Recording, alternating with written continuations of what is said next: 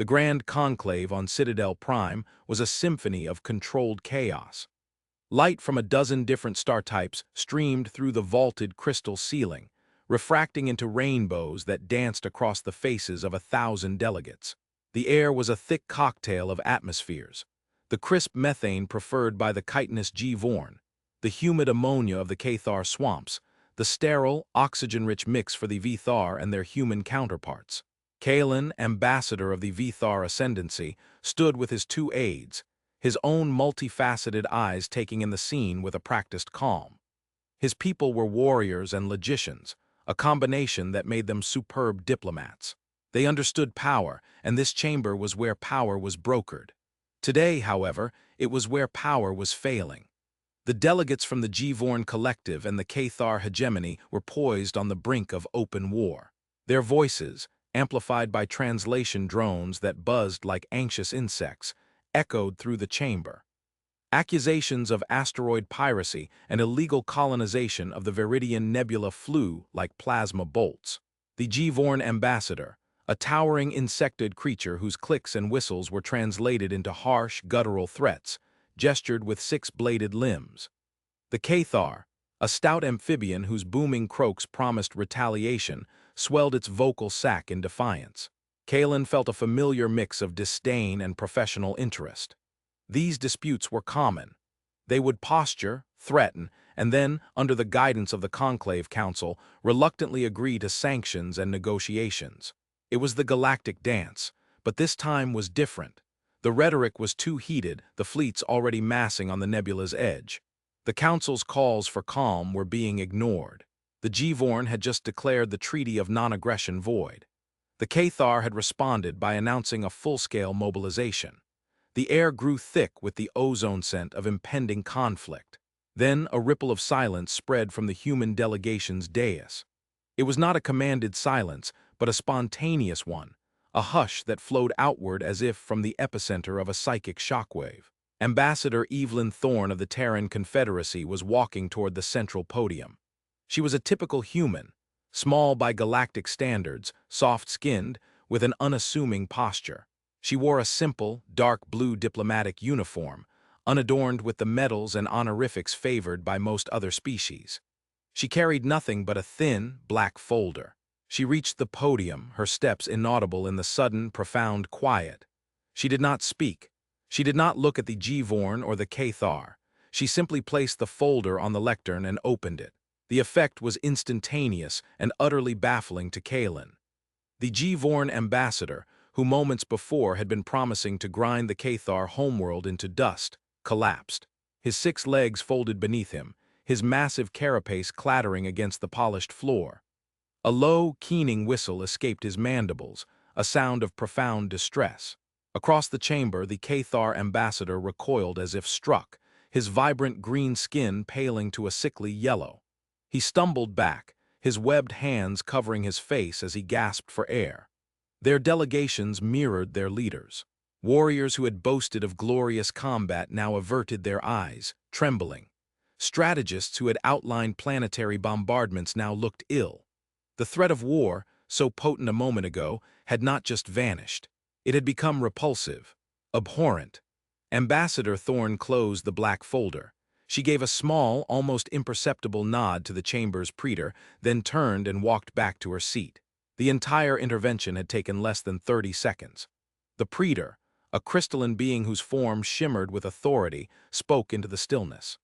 The G-Vorn Collective and the Cathar hegemony will now stand down their fleets and enter binding arbitration under the Solitude Accords. This session is concluded. No one argued.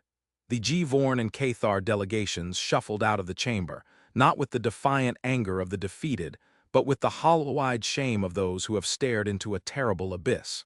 Kalen remained frozen, his logical Vithar mind struggling to process what he had witnessed. "Lyra," he sub-vocalized to his junior aide, a bright young female whose carapace still bore the sheen of youth. What was that? A psychic dampener? A species-specific pheromonal agent? Lyra's antennae twitched in confusion. I do not know, Ambassador. The record simply stated is the mandate. When a human presents the black folder, hostilities cease. It is an unbroken law of the Conclave. Law, That was not law, that was a capitulation, Kalen countered, his voice a low rumble. It was a surrender of will. No weapon was drawn, no threat was made. They folded like dried leaves. Why? His senior aide, Borel, a veteran of 100 diplomatic skirmishes, shifted his weight. The humans do not participate in galactic conflicts, Ambassador. It is the core tenet of their galactic charter. They provide logistical support, humanitarian aid, and mediation. They never commit their own forces. Exactly, Kalen gestured with a sharp, three-fingered hand. They are the only species in the conclave with a standing mandate of supreme military authority, yet they refuse to fight. They can end a war with a piece of processed wood pulp and ink, yet they maintain a fleet that, on paper, could pacify a spiral arm. It is the greatest contradiction in galactic politics. What is in that folder? Borel looked away, his gaze falling upon the departing human delegation. It is said, he murmured, his voice uncharacteristically low, that it is better not to know. The foundations of our long peace are built upon that folder. Some say it is best not to test their stability. Kalen watched Thorne disappear into the corridor. Her face had borne an expression he could not quite decipher, not triumph, not satisfaction, but a deep, abiding weariness. The look of someone carrying an immense burden. For a Vithar, a contradiction was a challenge. A mystery was an insult to logic. His people had joined the conclave only 3 centuries ago, long after the current order had been established. They abided by the rules, but they had never understood this one. Supreme authority without demonstrated power was a logical fallacy. And Kalen, driven by the core of his being, decided then and there that he would solve it. He had to understand why the galaxy, full of warriors and empires 1,000 times older than humanity, bowed to a quiet species and its silent, black folder. His investigation began with the oldest members of the conclave, the ones who remembered a time before the long peace. He requested an audience with Ambassador Xylia of the Lorian Assembly.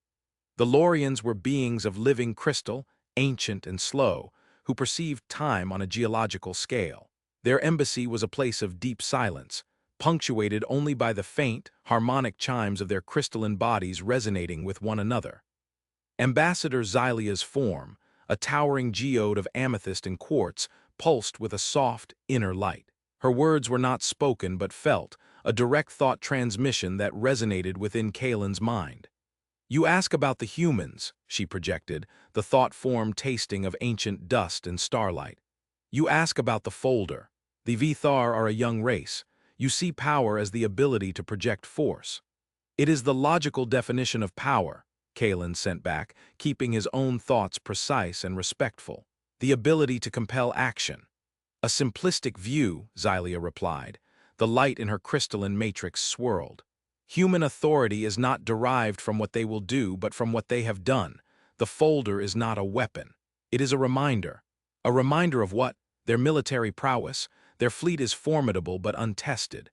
My own people's battle records are far more extensive. Their fleet is a token." Xylia's thought was tinged with something Kalen could only interpret as pity. "A ceremonial guard. It is not their true power. The last time humanity went to war, the galaxy learned that there are fates far worse than extinction. The folder is a mercy.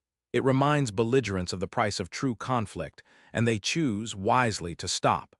Kalen pressed for details, but the Lorian grew evasive. "The records are sealed. The Treaty of Solitude, the humans called it. They sealed their own history as part of the price. They carry the burden of memory so that the rest of us do not have to. Look to the archives, Vithar, but do not look for what is there. Look for what is missing." Frustrated but intrigued, Kalen's next meeting was with Ambassador Thorne herself. He found her in the Terran embassy's arboretum, a dome filled with lush, green vegetation and the scent of damp earth. The air was thick with water vapor, a stark contrast to the sterile environments of the citadel. Thorne was pruning a small, twisted tree with meticulous care. "Ambassador Thorne," Kalen began, his deep voice startling a flock of small, colorful birds into flight. She didn't turn around immediately, snipping one last branch before setting her shears down. "Ambassador Kalen, I had a feeling I'd be seeing you. The Vithar are not known for letting paradoxes lie." "The incident in the conclave chamber defies all logic," Kalen said, getting straight to the point. Your mandate seems to be a form of mass psychological manipulation. I must understand its mechanism and justification. Thorne finally turned to face him. Her eyes, the color of a Terran sky, were filled with that same profound weariness he had seen before. Justification? The justification is 2,000 years of relative peace, a galactic golden age. Is that not enough? Peace born of a trick is no peace at all. It is suppression. What is in the folder? A weapon. A secret? It's a historical document, Ambassador, she said calmly. A copy of the final damage assessment from the last interspecies war humanity participated in. That's all. Kalen felt his mandibles clench in frustration. That is not a sufficient explanation. The G-Vorn and Cathar are not cowards. Why would they react with such visceral horror to a simple document? Thorne picked up a small watering can. Because it is not meant to be read with the eyes. The folder's cover is embedded with a low-intensity teleempathic broadcaster. It doesn't transmit words or images. It transmits a feeling, a memory. It offers a glimpse, a mere shadow of the consequence of unchecked aggression, as filtered through the human experience of it. It's a spark of a memory of what happens when we are forced to end a war. Most species find the experience persuasive. You are admitting to using a psychic device to enforce your will. No, she said, her voice dropping to a near whisper. We are using it to remind people of the abyss. We do not compel anyone. We simply show them the edge, and they choose to step back. We hold this authority not because we desired it, but because the rest of the galaxy demanded it of us after the Epoch of Fire. The Epoch of Fire, Kalen had seen the term in historical summaries. A dark age of galactic history, poorly documented and full of inconsistencies. Go to the Grand Archives, Ambassador, Thorne said, turning back to her tree. As Ambassador Xylia no doubt told you, our own records are sealed under our treaty. But the truth isn't only in our history. It is in the silence of everyone else. Look for the gaps. Look for the species that aren't here anymore. The answer to your question isn't what humanity is, Kalen. It's what we had to become. The Grand Archives of Citadel Prime were a silent, cold place, a stark contrast to the vibrant chaos of the Conclave. Data was stored not on servers but within crystalline data cores that pulsed with faint, internal light, stretching up into an abyss of darkness. Kalen, accompanied by Lyra, navigated the floating access platforms to the pre-conclave historical section. Following Thorne's and Xylia's advice, he didn't search for records of humanity. He searched for their absence. He cross-referenced major conflicts of the so-called Epoch of Fire, a period roughly 2.5 millennia ago. The records were strangely fragmented. He found epic accounts of the rise of the Scourge, a biological hive mind that consumed entire sectors. There were detailed tactical logs from the united fleets of the Lorians, the Giartak, and a dozen other species, fighting a desperate, losing war. Planet after planet was listed as consumed. Morale was shattered. The galactic civilization of the time was on the brink of collapse. Then there was a gap. A period of roughly 50 standard years for which all records were either missing, corrupted, or sealed under the highest security protocols, including the Treaty of Solitude. When the records resumed, the Scourge was gone.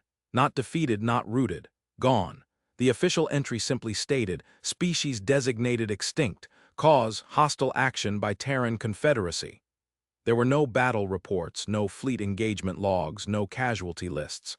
Just a beginning, a 50-year silence, and an end. He searched for other great powers of that era. The Mind-Weavers of Cygnus, a species of non-corporeal psionics who could communicate across star systems instantaneously. They were listed as allies against the Scourge. After the 50-year gap, their entry was amended. Species designated departed. Cause, voluntary withdrawal from galactic affairs. It was odd. An entire species, a dominant power, had simply decided to become hermits. More disturbing were the architects of the core worlds. Beings of pure energy who could manipulate local spacetime. They had seen the chaos of the Scourge War as an opportunity for expansion. Their ships were pockets of warped reality that simply erased matter. The records showed them carving a path of destruction through the galactic core. Then, the same 50-year gap. The record after the gap was chillingly simple. Species designated nullified. Cause, foundational principle invalidated by Terran Confederacy action. Nullified, Lyra whispered, her antennae trembling as she read the display. Ambassador, that term has no military context. It's a term from theoretical physics. Kalen felt a cold dread begin to seep into his logical mind. This was not the history of a conventional war. This was the history of something else entirely, extinct, departed, nullified. These weren't the words of warriors. They were the words of exterminators, of gods, of demons. He needed a warrior's perspective. The Galactic Confederacy was a species of honorable, formidable fighters. Their culture was built around martial prowess and stoic duty. If anyone could provide a clear military analysis, it would be them. He secured a meeting with General Vorlag, the Galactic's ancient, battle-scarred ambassador, whose embassy was a Spartan hall of gray metal and weapon displays. Vorlag was a mountain of muscle and scarred hide, his voice a gravelly rumble. He listened to Kalen's questions without interruption, his single, massive eye fixed on the Vthar. "You seek to understand the human mandate," Vorlag stated when Kalen finished. "It was not a question. Your people were not here, you did not see." "See what, General? The records are empty." "Empty is the right word for it," Vorlag rumbled. "My great-grandsire fought in the Scourge War. I have his logs. They are not official records. They are private testaments passed from one generation of warrior to the next." "A warning." The general rose and walked to a display case. He touched a button and a holographic image shimmered into existence. A Galactic warrior, clad in ancient battle armor, his face a mask of terror. "This was him," Vorlag said. "He describes the final days of the war. Our fleets were broken. The Scourge swarmed over our colony on Xylos. We were preparing for a last, honorable stand. Then the humans arrived. And their fleet saved your people," Kalen supplied. Vorlag let out a short, harsh bark that might have been a laugh. "Fleet, they sent a single ship, a small, unarmed science vessel. It hung in orbit and it broadcast a signal." The general's voice dropped. "It was not a weapon, Ambassador. It was a deconstruction. The Scourge was a hive mind. Trillions of bodies, one mind, one will. The humans did not kill the bodies. They targeted the mind. Their signal was an engineered prion, a self-replicating protein that attacked the very neurological structure of collective consciousness. It severed the links. In a single moment, the single mind of the Scourge was shattered into trillions of individual, terrified, mindless consciousnesses. Imagine, Ambassador, trillions of voices, born into agony in the same instant, trapped in bodies they could not control. The psychic scream of their birth and death agony echoed across this sector for a decade. My grandsire said that the honorable death of a warrior is a gift. The Scourge were not given that gift. The humans unmade their very nature, turning their greatest strength into an eternal, living hell. They did not defeat the enemy. They turned the enemy into a monument of suffering so absolute that it could never be forgotten. Kalen stood in stunned silence. The cold dread was now a block of ice in his gut. This was not warfare. It was something far more terrifying. "And the architects?" he finally managed to ask. Vorlag shut off the hologram. "The architects were worse. They were energy beings who bent spacetime. You cannot shoot a creature made of mathematics, so the humans didn't try. They fought them in a way we still cannot comprehend. They didn't break their ships. They broke the rules of the universe the ships operated on. They deployed what their records call causality violation munitions. Weapons that did not cause explosions but paradoxes. A ship would not be destroyed. Its entire history would be altered so that the engineering principles it was based on were no longer valid. One moment, an architect Void Singer would be there. The next, it would vanish, and all records and memory of its specific design would vanish with it, a retroactive erasure from spacetime. The humans did not destroy the architect fleet. They made it an impossibility. They weaponized logic itself. The general turned to face Kalen, his one eye burning with a terrible fire. "We warriors fight over planets and resources. The humans, when roused, fight over the nature of existence itself. We were all terrified, not just of their weapons but of their minds. What kind of being conceives of such things? After the architects were nullified, the galaxy came together. We begged them to stop. We offered them anything. We gave them the supreme military mandate not as an honor, but as a plea. a plea for them to never, ever fight a real war again. The black folder is their promise to uphold that plea. When they open it, they are not threatening to use those weapons. They are reminding us of the kind of thinking they are capable of, and any sane being faced with that chooses peace. Vorlag pointed a clawed finger at Kalen. There was one more war, the Dissident War. It was the shortest and the most terrible. The records of that are sealed even from me, but there are whispers. They say the humans unveiled their final solution. If you truly wish to understand, find a Signian. The Mindweavers saw it all. They saw what broke the galaxy's will to fight. It is why they departed. Go, find them, if they will even speak to you. The search for a Signian was a journey into myth. The Mindweavers had retreated into the Uit cloud of their home system, a vast, dark expanse of ice and silence. They communicated with no one, but Kalen's diplomatic clearance was absolute, and his persistence was unyielding. After weeks of broadcasting formal requests into the void, he received a reply, a set of coordinates and a time. He took his personal ship, leaving Lyra and Boral behind. This was a truth he had to face alone. The coordinates led him to a small, crystalline structure floating in the deep dark, a sanctuary adrift between the stars. Inside, there was no atmosphere, only a gentle energy field that hummed with immense psychic potential. In the center of the chamber floated a being of pure, shimmering light. It had no fixed form, just a coherent pattern of thought and energy that introduced itself into Kalen's mind as the last witness. You have come far, Vithar, its thought voice was like the chime of distant bells. You seek the final truth, the one that underpins your long peace. Are you certain you wish to bear this knowledge? It is a heavy thing. I must understand, Kalen projected, his resolve hardening. The galaxy lives in the shadow of a fear it cannot name. I wish to name it. Very well, the last witness pulsed, its light intensifying. We did not depart out of fear of the humans. We departed out of fear of what they showed us about the universe. And about ourselves. I will not tell you. I will show you. I will share the memory of the final day of the Dissident War. The universe around Kalen dissolved. He was no longer in the Signian sanctuary. He was in the mind of a Signian observer, 2 millennia ago, hanging in the void above a planet called Meridian. Below, 2 massive fleets faced each other. One was the ragtag dissident fleet, a coalition of smaller species who feared humanity's new power and had decided to strike first. They had scavenged technology from the Scourge and the Architects, creating a formidable force. Opposite them, a single human fleet, but Kalen sensed through the Signian's perception that the fleet was not the weapon. It was merely the delivery system. The dissidents were fanatical. They believed they were fighting for galactic freedom against a new tyrant. Their commander broadcast a defiant speech across all channels, filled with fire and pride, invoking the spirit of the warrior and the right to self-determination. The human response was a single, system-wide broadcast. It was not a sound. It was not an image. It was a concept. Kalen experienced it as the Signian had. It was a wave of pure, weaponized philosophy. It did not target ships or bodies. It targeted the fundamental axioms of a sentient mind. Specifically, it targeted the neurological connection between the concepts of self-preservation and aggression. In one silent, terrible instant, every single being in the dissident fleet was fundamentally and irrevocably changed.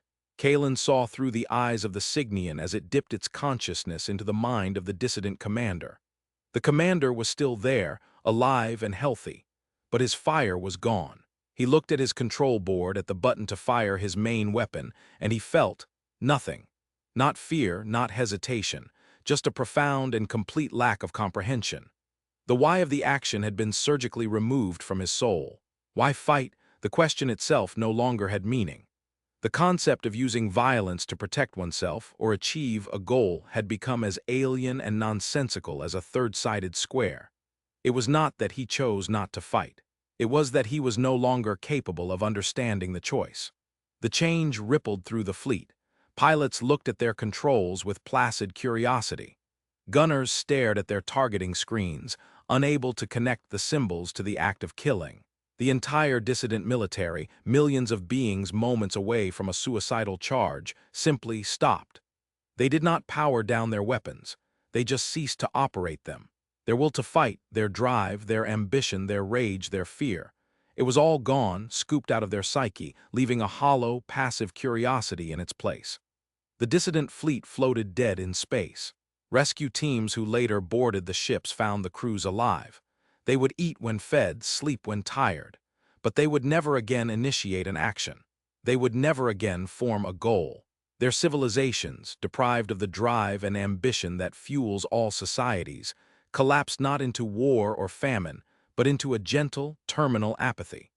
They simply faded away over the next few generations, a people who had forgotten how to want. It was not extinction. It was not genocide. It was soul death. The humans had not killed their enemies. They had erased the quality that made them enemies. They had committed an atrocity against the very concept of sentience, a violation so profound that it made the physical destruction of the scourge and the architects seem like acts of mercy. This was the final weapon, not a bomb that could crack a planet, but a whisper that could unravel a soul. The vision ended. Kalen was back in the Signian sanctuary on his knees, his body racked with tremors. He was Vthar. His identity was built on logic, pride, and the righteous will to defend his people. The idea that this core of his being could be simply deleted was a horror beyond any concept of death he had ever imagined. Now you see, the thought voice of the last witness echoed in the silence of his mind.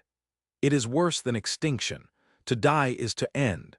To be unmade in such a way is to become a hollow echo, an empty vessel for eternity. This is the power humanity holds, the power not to destroy, but to rewrite the nature of their foes. Kalen finally understood the G-Vorn ambassador collapsing, the Cathar recoiling in sickness. The black folder did not show them death. It gave them a sliver of that feeling, a taste of that conceptual unmaking. It showed them the end of their self. And in the face of that, any war, any dispute was meaningless. The Treaty of Solitude was their penance, the Signian continued. They were so horrified by what they had become, by the weapons their own survival instinct had forced them to create, that they locked it all away. They sealed their own history and took on the role of eternal, reluctant guardians. Their supreme authority is not a throne. It is a prison. They police the galaxy to ensure they never have to unleash their own nature again. Kalen returned to Citadel Prime a changed being. The crisp logic that had governed his life now felt fragile, a thin sheet of ice over an abyss of existential dread. He sought out Ambassador Thorn one last time. He found her again in the Arboretum, tending to her small, twisted tree. He did not need to speak. She saw the understanding in his eyes. "It is a heavy burden, isn't it?" she said softly, her voice filled not with pride but with a sorrow that seemed impossibly ancient. "Why?" Kalen asked, his own voice raspy. "Why show me? Why let me find out?" "Because once every few centuries a species like the Vthar comes along," she replied, looking at him directly. "Logical, proud. A species that needs to understand the rules, not just follow them. And someone needs to know. Someone outside of humanity needs to understand that our authority is not a desire for power, but a desperate act of self-control. We are the monsters who keep the other monsters at bay, and the greatest monster we restrain is ourselves." She gestured to the small tree. "This bonsai, it requires constant, careful pruning. If I let it grow wild, it would lose its shape, its beauty. It would just be a common pine. But through careful, painful cutting, it becomes something more. A living symbol of discipline and restraint. This is humanity's role. We prune the galaxy's aggression, so we never have to burn down the forest." Kalen looked at her, at this small, soft-skinned being who represented a species capable of weaponizing existence itself. He saw no malice in her eyes, only the infinite exhaustion of a warden on eternal watch. He left without another word. Days later, he was back in the Grand Conclave. A new dispute was brewing, this time between the insectoid Rillians and the mammalian Fen. The rhetoric was escalating. Tempers were flaring. Kalen watched, but this time his perspective had been fundamentally altered. He saw not proud warriors defending their honor, but children playing with fire in a room filled with explosives. He looked over at the human delegation. He saw Ambassador Thorn, sitting quietly, her hands folded in her lap. Her black folder was nowhere in sight, but he could feel its presence, a cold spot in the warm, vibrant chamber. He understood now that it was not a threat. It was a mercy. It was the promise that humanity would rather offer a glimpse of damnation than unleash the real thing. The galaxy was not kept in line by the threat of human violence. It was kept in line by the shared, terrifying memory of human genius. Their authority was not built on the ships they had, but on the horrors they had been forced to invent. Kalen of the Vithar Ascendancy finally understood the great contradiction. Humanity held supreme military authority for one reason, and one reason only: to ensure they would never, ever have to use it.